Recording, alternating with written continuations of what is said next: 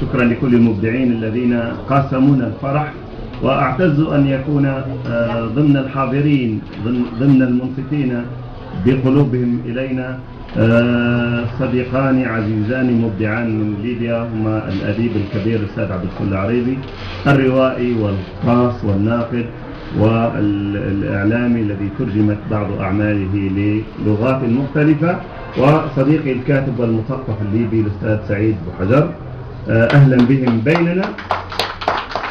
ومباشرة إلى القصيد. مصابحة. صباح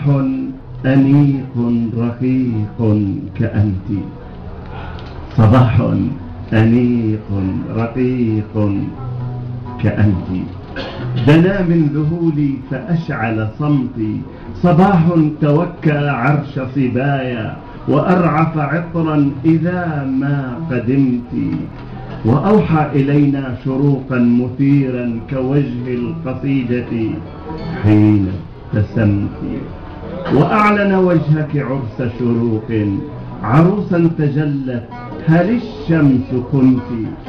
فحول نحوك لهف المرايا عيون الصبايا إذا ما خطرت، فيخطو وراءك سرب العذارى، فيخطو وراءك سرب العذارى حيارى إليك تحن بهمت، ويرنو إليك الفراش المعنى، ونحوك نحل الحدائق يأتي، وتخفق لهفا جهورا وتهفو قلوب الأزاهر أن التفت، صباح يهادي إلينا جمالا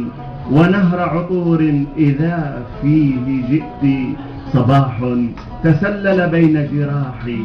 توغل بين انتظاري،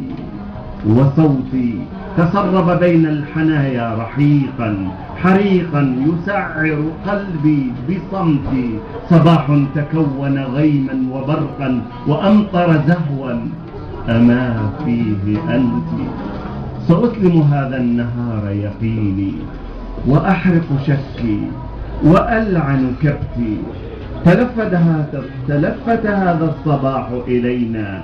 بعطف بلطف بهمس بلفت،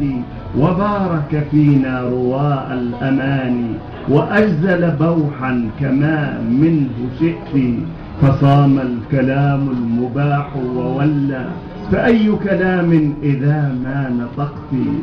وأصمت حين أهم ببوح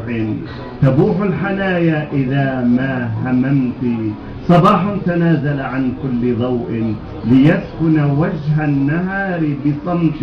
ليوقظ فينا موات المعاني، فكان الغرام الهيام، وكنت لأهتف حين مجيئك مرحى، صباح أنيق رقيق كأنت.